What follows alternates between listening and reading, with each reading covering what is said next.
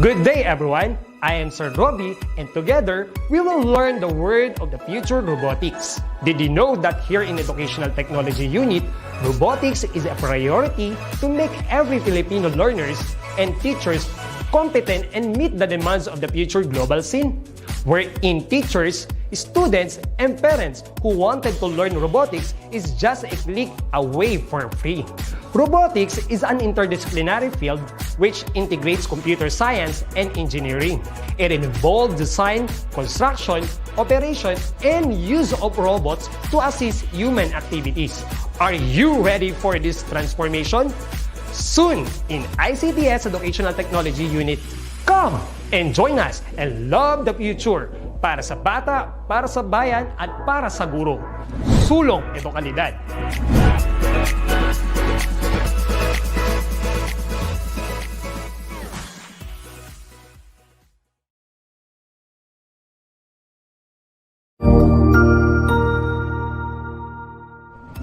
Magandang araw, Sir Wilbur po, at your service.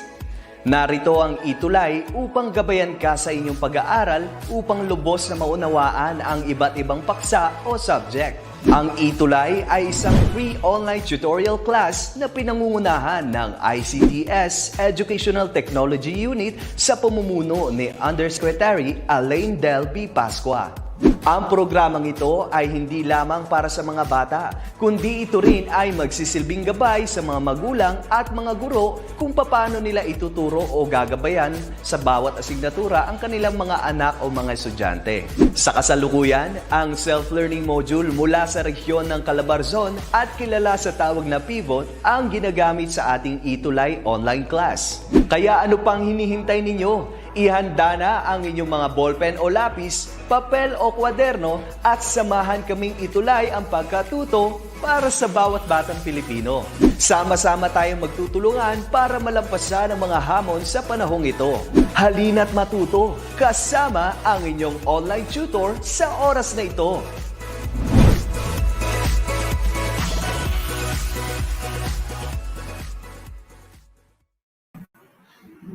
Ayan, isang mapagpalayang hapon sa iyong lahat. Kamusta po kayo? Sana'y nasa mabuti kayong kalagayan ngayon. Okay, so you are surprised kasi iba ang tutor hindi si Tutor Marcy. Kasi ako po yung substitute po teacher ngayong hapon na ito. At pag-aaralan natin ngayon ay patungkol sa review tayo sa effects of soil erosion. Ayun, so before we proceed, I would like to greet you all a happy Monday to everyone. And hello to Graciel, to Carlo, to Krishaline. Yes po, good afternoon po, Tutor Rogar. Hello po sa inyo. I am very excited po to give you a review about the effects of soil erosion. Halika't simulan na natin ang ating pagre-review. Ayun. So, before we start, I would like to ask you kung kamusta kayo? Okay, how are you grade 5 learners? I know papatapos na ang ating quarter. Quarter 4 na, and sa next school year na naman. I hope everybody is very fun and very happy. Despite and in spite of all the challenges in life, marami tayong mga problema, pero laban lang tayo. We should be positive thinkers, and lahat ng ito ay it's just passing. Tayo ay magkakaroon pa rin ng face-to-face balang araw. Wag lang po muna ngayon kasi delikado pa. Kaya kayo mga estudyante, mga grade 5 learners, grade 6, 7, 8, 9, at lahat ng mga estudyante dyan, just be safe. Always stay at home. Kung wala namang importante, importanteng lalakarin, doon lang kayo muna sa bahay ninyo at makipag-bonding kayo sa inyong mga kapatid o sa inyong mga mama at sa mama mo o sa papa mo, kaya kay tito, tita, tito at sa basta nakastay lang sa bahay. Okay? So again, once again, I am your Tutor Rogar. I am from the division of Davao City at ako isang Davaoenyo. Yan. Hello, hello po. Tama ka, Krishaline. Dapat po positive lang sa buhay. Ayan. Okay. Thank you so much. Now, let's proceed. Yan. Our objectives on the effects of the soil erosion is at the end of our tutorial, we'll be able to we're going to identify the causes of soil erosion. Next is we have to determine the extent of soil erosion on living things and the environment. And lastly, we have to appreciate the importance of preventing soil erosion. Yun. So, I know you have the idea already about soil erosion. I am here just a review to enrich you of about soil erosion and its effects. Okay? So, simulan na natin. I would like to show you pictures, okay? And then I want you to comment on the box, on the comment chat box, okay? Who is listening right now and watching to tell us about what you have observed and ano yung nafe-feel ninyo sa mga larawang ito. Yan. Yan. The picture number 2 and picture number 1 and picture number 2.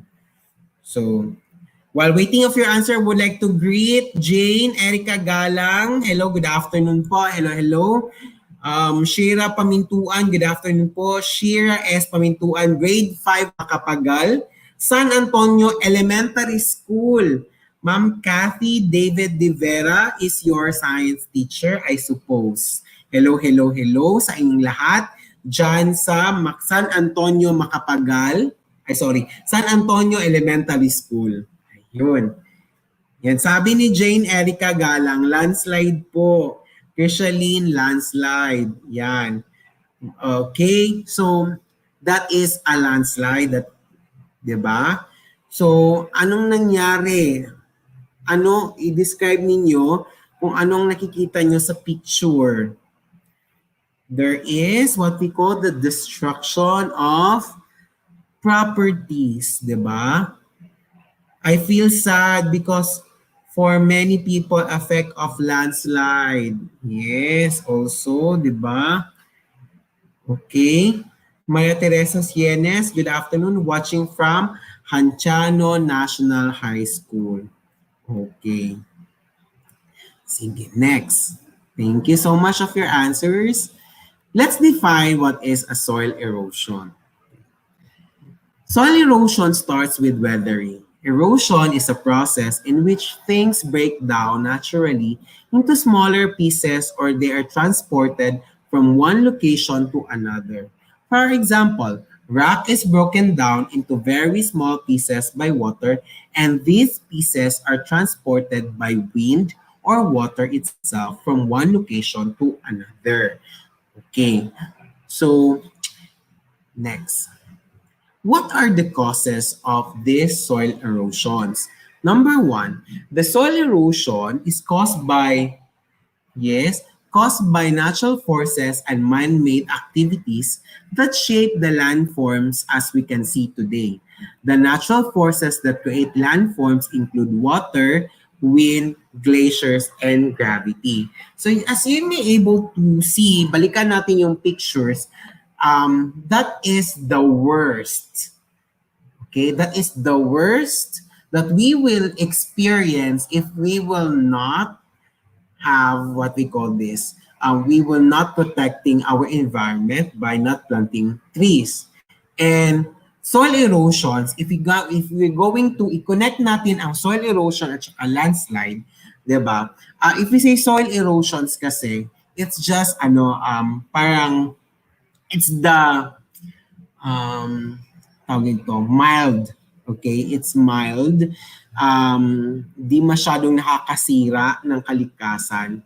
Pero however, it will be worsened at it will be called as landslide if pinapabayaan natin ang ating nature or ang ating likas na yaman at ano pa.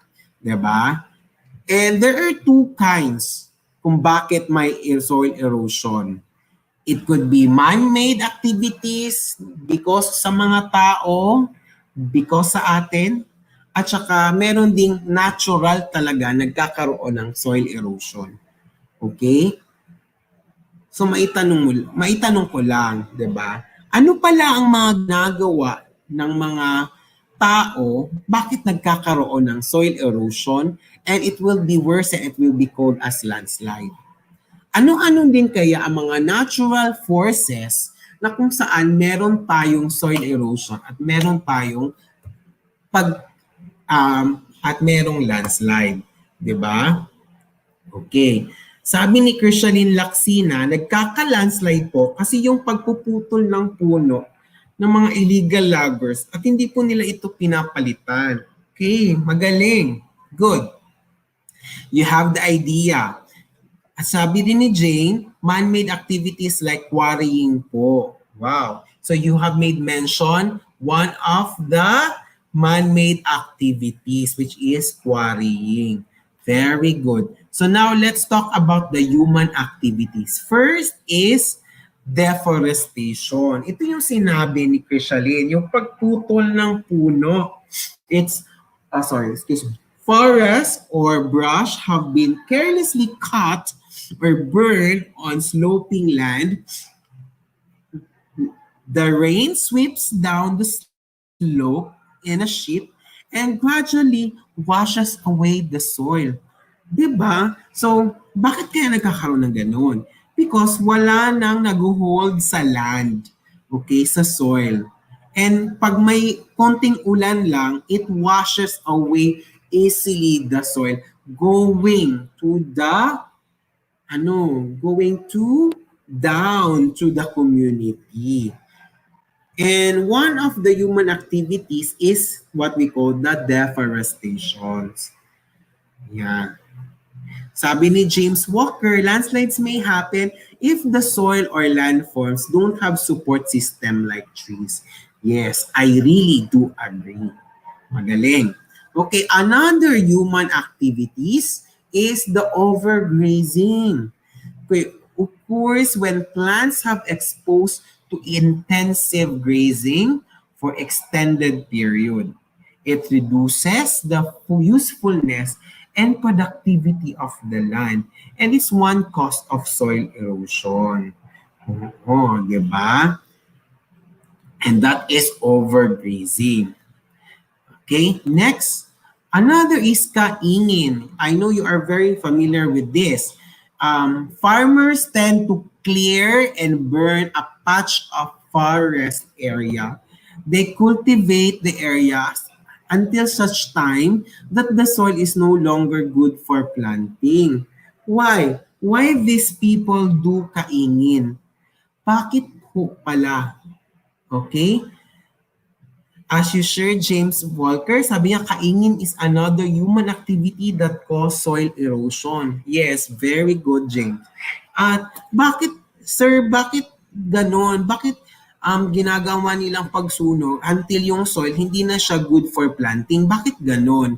Okay, kasi some other agricultural land gina-convert into housing projects. Ginagawa siyang tirahan ng mga tao. Kasi parang for example, wala nang lugar para sa bahay dun sa downtown. So pupunta na sila dun sa bukid para dun sila gagawa ng mga iba't ibang klaseng bahay or tinatawag nating projects, house projects, okay? Sabi ni James na they clear out the land for plant production as well. Oo. Pero usually they do this to build subdivisions. Correct, Jane Erica Galang. Ayun. Another human activities is overcropping. It exhausts the fertility of the land by continuous cultivation of crops since depleted soil cannot sustain vegetation and often holds less moisture. Yun, parang pinapatay na nila ang taba ng lupa kasi nagkakaroon ng overcropping. Okay. Until such time na nadideplete na yung soil and cannot sustain any more vegetation or any plants at all. And mawala na yung moisture ng lupa. Okay? And the last one, okay, that would be the, okay, and, okay, sorry. So that is the sum of the, what we call this, the human activities. Now, let's proceed to the what we call the natural forces. Okay. Before we proceed to natural forces, may Krishaline answered, pag sa sunog na po nila, tatabunan po nila ng lupa para patag po. Yes, it's true. According to James, most of the mountainous lands has great slopes. Only big trees can hold the land. Clearing out the land cannot hold nutrients, so plant may no longer grow. Yes. Thank you for that sharing. And according to Jane, natural forces caused by agents like water, wind, and temperature po. Wow. Sige, tingnan natin. As I said, this is just a review. Okay. So these are the some of the natural forces why there is soil erosion. The pulang bato in Valencia, Negros Oriental, ito yung erosion by water. One of the most powerful natural force on the earth is water, which causes significant erosions. Okay. Rainfall, waves, floods, and rivers cause soil erosion. Okay, yung tubig. Another is yung erosion by wind. Okay, so wind is also a powerful natural force that causes significant erosion in dry areas. Wind usually pick dust and sand particles from the land surface and carries them to a large distance before settling. So nag-share si James Walker, nakapunta na siya ng pulang bato. Bakit kaya tinatawag na pulang bato ito? Baka may pulang bato, like color red na bato, di ba? So buti ka pa, James, nakapunta ka na ng pulang bato sa Valencia, Negros Oriental. Sana hopefully ako din, di ba? Nag-share din si Krishaline, sabi niya nagkakaroon po ng erosion by wind pag dinala niya po yung topsoil sa ibang lugar. Yes, okay, galing. Erosion by glaciers, pero wala tayong glaciers dito sa Philippines. This is only sa ibang lugar na kung saan nakakaranas sila ng snow. Okay? The movement of glaciers erodes the land and mountains, which results in the formation of many features. Ayan. Okay? So those are the natural forces. We have the erosion by water, erosion by wind, and the erosion by glaciers. And we have also the man-made activities. Number 1, we have what? Kaingin, deforestation, monocropping. Diba? And a lot more of man-made activities. Okay, so James Walker answered, but wind here in the Philippines is not prevalent in wind erosion due to more trees are still present. Yes, it's true. In fairness dito sa Philippines, we have different agencies, environmental agencies who really keep on protecting our environment, of course. And then hindi sila makabasta-basta magpuputol ng puno without certification or without permission from the government.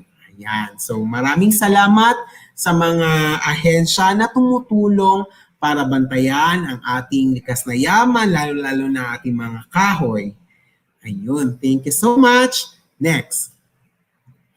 What are the effects of soil erosions? Yun. Okay, hello to Annalisa Lapus, Cyril Jan Echaluse, watching from Baruya Elementary School, Lubao West District Schools Division of Pampanga. Hello po, Cyril Jan. Yan. What are the effects? So Here are some of the effects of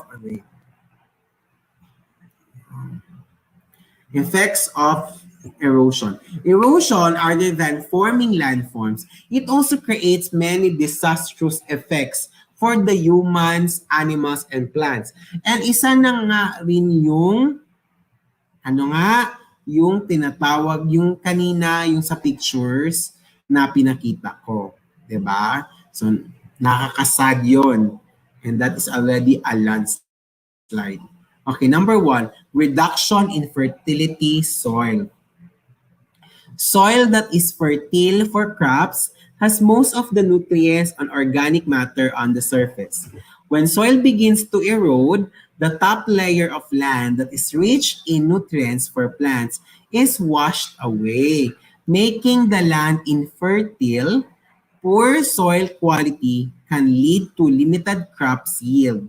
Farmers will need to use fertilizers. So hindi na siya nagiging natural. Kasi yung taba ng lupa is nare-reduce or nawawala dahil sa soil erosion. Balikan muna natin sabi ni James Walker in Valencia Negros Oriental, sulfur is present. Okay. Due to the presence of steams, we are very close to volcanic dormant vents. Wow, kaya pala. So, James Walker, are you from Valencia, Negros Oriental? Yan. Okay. And then, hello to Ma'am Lourdes Sonza Mendoza watching from Sasa Elementary School District. Yan, hello. Taga Davao Pud ko, ma'am, and you're from Davao. Hello po, Ma'am Lourdes. Thank you for watching. Yes. And also, sabi ni Sir James Walker, Pulang Bato Falls is one of the so-called twin falls of Barangay Malabo. As the name suggests, Twin Falls is made up of two cascades coming from two different sources. One is a clear and narrow drop, while the other is the famed Pulang Bato as the water cascades on a wall covered with sulfur deposits, making it appear red or orange in color. Wow, thank you so much, Sir James Walker. Yan, thank you so much for that sharing. At least we already know and we are informed na ganun pala siya. Okay, and then Jane Erica Galang, it reduces its fertility when the top layer of the soil was carried away, making it unfit for vegetation. Yes, correct. Kaya walang tumutubong ibang halaman. Kaya ang others are, yun na lang yung mga halaman na fit sa ganung soil. And yun, papasok si monocropping. In addition, sabi ni James Walker, not really from Valencia, I am 100 km away from Dumaguete. I'm a teacher in Bayawan City Division. Wow. Hello, Sir James Walker. Thank you for your sharing. I hope you were enjoying listening to us and share all your knowledge about our lesson. Thank you so much, Sir James. Number 2, in the environmental impact is soil erosion causes deposition of various materials such as sand, pesticides, and other toxic materials into rivers, which increase the water pollution. Furthermore, erosion by wind can also drag the pollutants from landfills and exhaust of power plants and factories, which increase air. Wow. Okay. And for the damage, erosion also causes various natural disasters such as landslides. Okay, so yun na yun. So papasok na si landslides, which cause the destruction of house, buildings, and other structures. It also destroys the seedlings in the land and causes an increased cost to farmers. Ayun. And sharing, Chrisaline, according to her, erosion also causes various natural disasters, katulad po ng landslide na pwedeng makasira sa mga bahay at buildings. At hindi lang yan, pwede din siyang makasira ng buhay as well. and it could lead to death. Lalo-lalo na pag yung tirahan nyo ay prone to landslide. Kaya we have to be careful. You have to be careful, very careful in choosing your land or building your houses. Now, you have to stay away from those landslides. Ayun. So, thank you for that sharing. I hope I could receive any sharings at all because this is just a review. Yan. Thank you so much, Sir James, Jane, Krishaline, and those people who are still watching. Thank you so much. Now, let's proceed. Okay. According to Sir James, yes, I am glad for recognizing our place. We may help restoring the land fertility by planting, growing, and parenting trees. There are other organizations that hold tree planting program but not monitoring it. Actually, yes, sir. That idea, sir, that by planting trees, growing and parenting is really important. Other organization, hindi naman sa nag-ano tayo ha, pero may napapansin lang ako na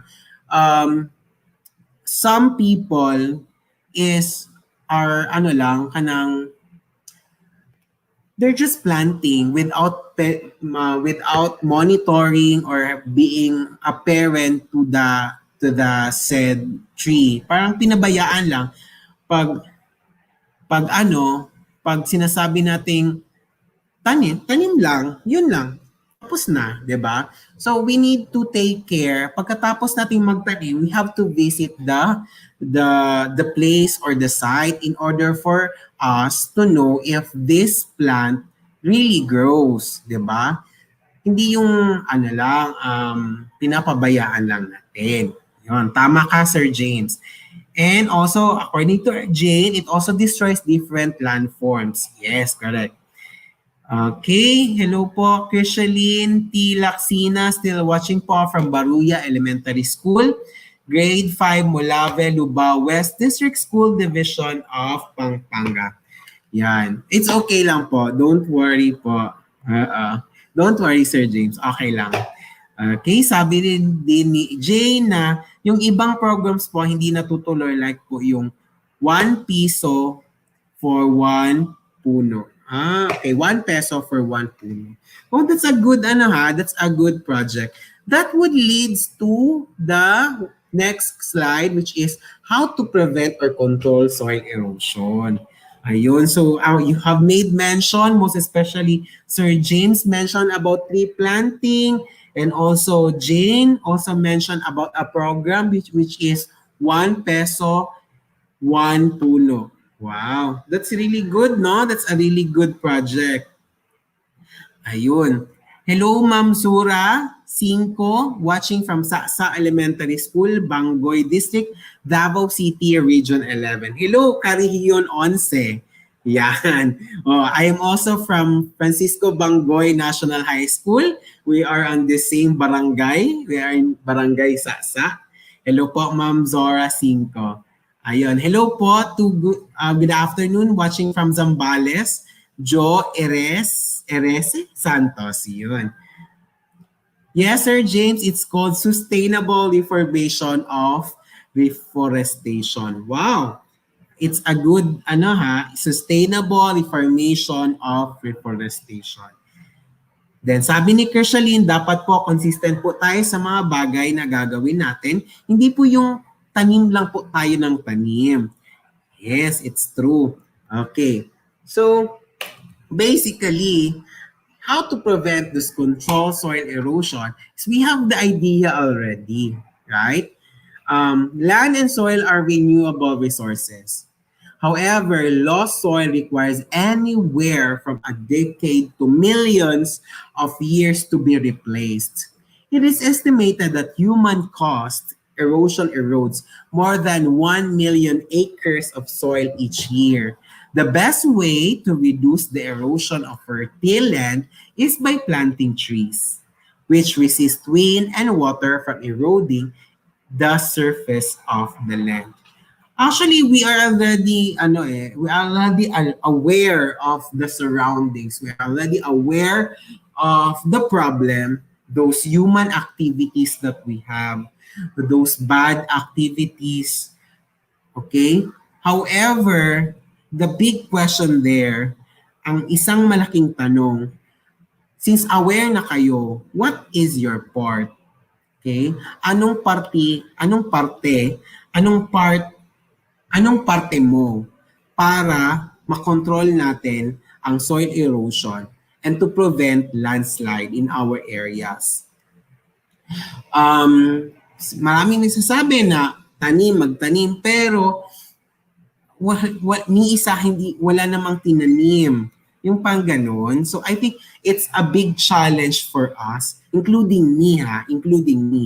I will include myself, na we have to plant more trees, and not only planting but also parenting and monitoring it. Huwag natin pong pabayaan na pagkatapos natin magtanim ay yun na, tapos na. Hindi.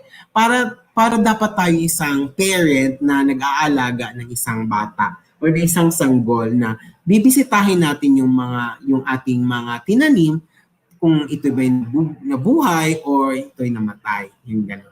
Okay, so yun siya. Kailangan tayo magtanim ng puno. Question, sir, paano tayo magtatanim ng puno if pandemic naman? Limited lang po ang ating movement. Yan. Meron sa karatig bayan, sa karatig lungsod ay meron pa tayong mga MECQ, ECQ sa pandemya. Ano pong gagawin? Okay. Kahit na hindi nga pandemya, hindi nga nagawa, 'di ba? Pero this time, of course, you have to be safe. Safety first. So, wag muna tayong maglabas. Okay? At saka, kung magpa-plant tayo ng trees, dun lang muna sa ating bakod, if ever. Diba? Kung wala namang lugar, let's be safe muna tayo. Okay? So, according to Erica, yes po, dito po sa amin sa Bacoor, we participate po sa mangrove planting. Meron po kasing estuaries dito. Wow, that's good ha. At least kahit na pandemic ay nagkaroon kayo ng mangrove tree planting. According to James Walker, for our students who are watching, you may plant and plant a tree in your community. In that way, you may help the environment. You may think it's a small contribution, but the more you invite friends, it's become big. Yes, a big hand and a big applause to Sir James. Thank you, Sir James, for encouraging all the students. Totoo yan. And then, if there is a will, there is a way, sabi ni Ma'am Zora na taga Sasa Elementary School. Helen. And then, according to Krishalyn Laksina, surface cover is a major factor to control erosion because it reduces the impact of raindrops falling on bare soils and wind removing soil particles. We can use cover methods, early planting, and crop residues to control soil erosion. Very good po. Ang galing. According to Ma'am Odeline S. Fernandez, good PM po. Sa school po namin, may project pong ganyan galing sa DNR. Okay, very good po. Sila po yung nagtanim, kami na po ang nag-alaga. Wow. Ngayon, namumunga na po yung ibang puno. Wow, very good. Ang galing nyo po. Actually, kailangan talaga, even in pandemic, just you have to be careful, do social distancing. Kung yung school niyo ay napakalawak, pwede pa kayo magtanim. Kahit na hindi masyadong malawak, basta meron pang lugar, magtanim po. Kasi dito po sa Francisco Bangoy National High School, dito sa aming paralan, kahit na po maliit lang po yung school namin, when it comes to land area, nakapag-plant din kami ng trees using a container. Yun po. So, it's not an excuse naman din, di ba? And then, Yes po. Sabi ni Ma'am Doris, hello, hello, watching from Muntinlupa City, teaching science grade 5. Hello po. Once again, this is just a review po from one of your lesson. It's all about soil erosion. According to Jane Erica Galang, one way po is supporting campaigns which aims to raise awareness of the importance of planting and saving trees as well. Yes, it's true. Wow, ang galing ha. Education campaign. Most especially, lahat naman tayo nakatutok na sa social media. We can use the power of SOCMED actually by making some digital banners promoting the importance of native trees in our place by protecting our natural resources and others. Yeah. And in addition, ni Sir James Walker, I'm sharing my thoughts here because when I was still in college, we're from the SSG and very active and participating to tree planting and parenting program. Yes, most of the education students are making a way to restore the forest in our campus. Very nice po talaga, sir. Kasi ako din, I am also a moderator in Youth for Environment in Schools organization here in our school. And I really encourage the students and making programs and projects about the environment. Yan. So making the students active and participative not only in curricular but also in an extracurricular activity. So I salute all the teachers who have been helping our environment. Then according to Chrisalyn T. Laxina, soil erosion is a serious problem in many areas of the world. One very good way to reduce soil erosion is to keep soil surface covered with vegetation. True. Another way is to plant crops that follow the contours of the land surface rather than running up and down and slow. Yes, ang galing-galing. So thank you so much for your sharing. According to Doris, meron pa, one way to prevent soil erosion is reforestation. Yes, totoo yan. And according to Jane, dito po sa amin ang dami na pong plantitas and plantitos. Yes, it's true. Actually, yung mama ko is also a plantita. So nagtatanim-tanim din kami. Ayun. So I think we have shared a lot of ways on how to prevent soil erosion and control soil erosion. Maraming salamat. At this time, we'll have our very easy activity lang naman. Okay? And you're going to identify the agent or cause of erosion of each situation. Choose from the box below. Write your answer in your notebook. Since kahit walang notebook, kahit papel lang, or you can type your answer. Okay? So huwag kayong matakot magkamali.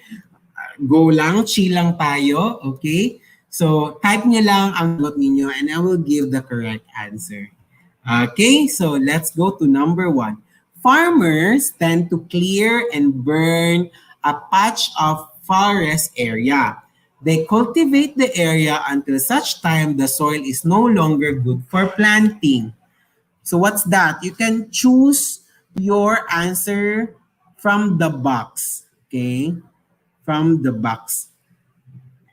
Jane Erica answered kaingin. Krishalyn answered kaingin. Gracial answered kaingin. The correct answer. Okay, thank you for your participation. Gracial, Krishalyn, Doris, Shira, Krishalyn again. Okay.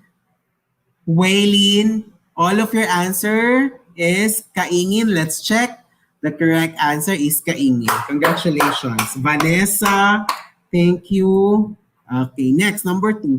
Forests or brush have been carelessly cut or burned on sloping land.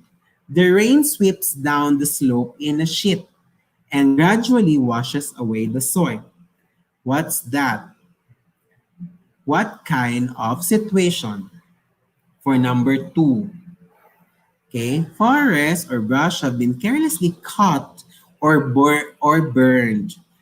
Okay, on sloping land.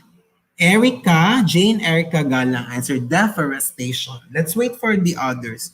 Okay, while waiting for the others, I would like to greet a very happy, okay, a happy birthday. Okay, a happy birthday. Thank you so much. Salamat sa pagkain. Ayaw lang yung mag-mention ng name. Basta happy birthday, alam mo na kung sino ka. Okay? Yes. Graciel answered deforestation. James, Waylin, Shira, Vanessa, deforestation. Krishaline, the correct answer for number 2 is deforestation. Wow, very good. Okay, number 3, one of the most powerful natural force that washes away the topsoil in agricultural land. Okay. Pili lang po sa inyong mga sagot sa itaas. Is it deforestation, overgrazing, overcropping, kaingin, wind, water and wind, or glaciers? For number 3. Okay, Jane Erica Galang answered water. Okay, let's wait for the others. Okay, yan. Rachel, Shira, Krishaline, Princess. Sana yun? Princess, okay. Doris answered water and wind. The correct answer is water. Yan.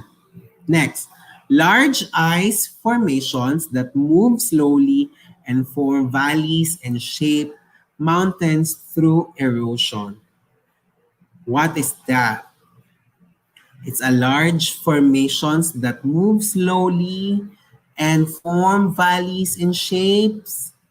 Okay, so let's have Doris, glacier, Jane, glacier, Glacial, glacier, Krishaline, glacier, Princess, glacier. The correct answer is, obviously, it's glaciers.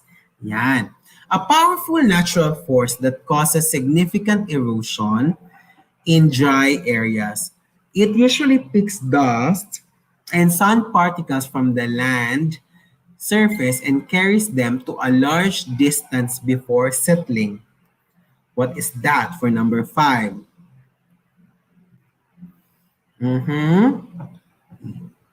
Okay. I would like to greet also all the teachers in Francisco Bangoy National High School. Hello po, most especially to our dear principal, Sir Rolando R. Capul. Hello po.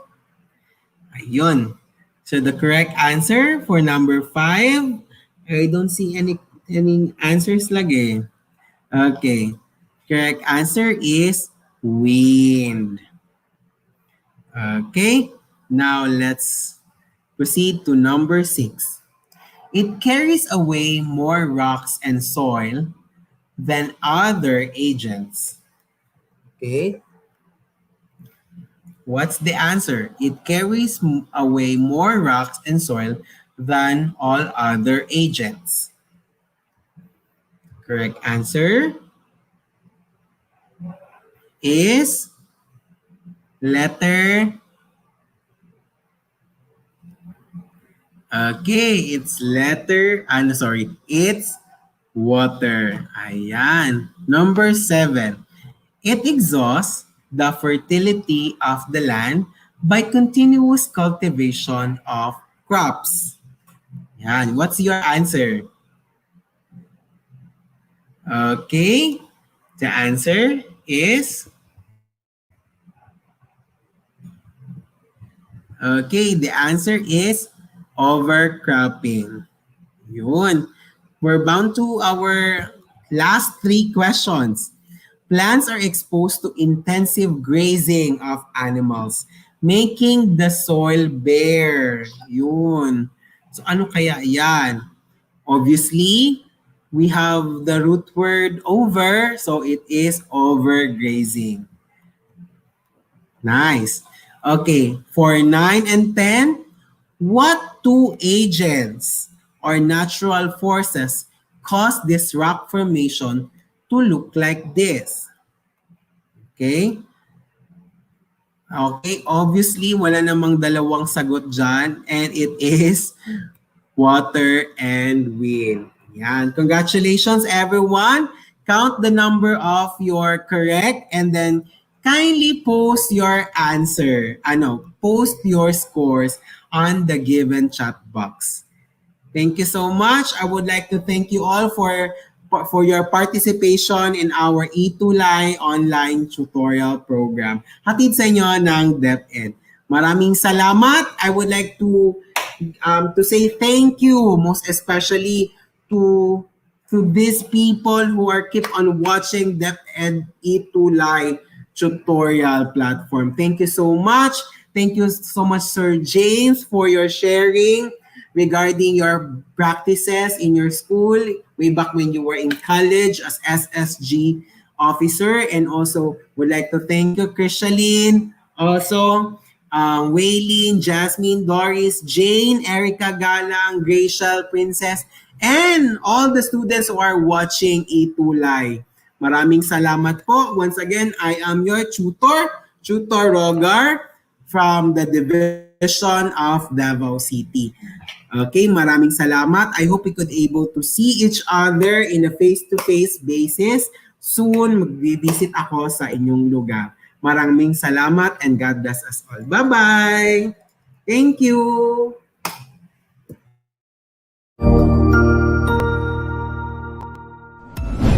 Sigurado ako na marami ka na namang natutuhan sa ating ETUlay tutorial session ngayong araw.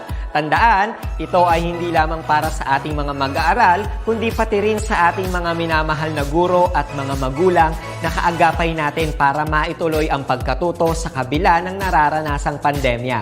Patuloy ding sumubaybay sa DepEd TV para sa mga araling ginawang video episodes. Mapapanood ito mula Lunes hanggang Sabado, alas 7 ng umaga hanggang alas 7 ng gabi sa inyong mga telebisyon.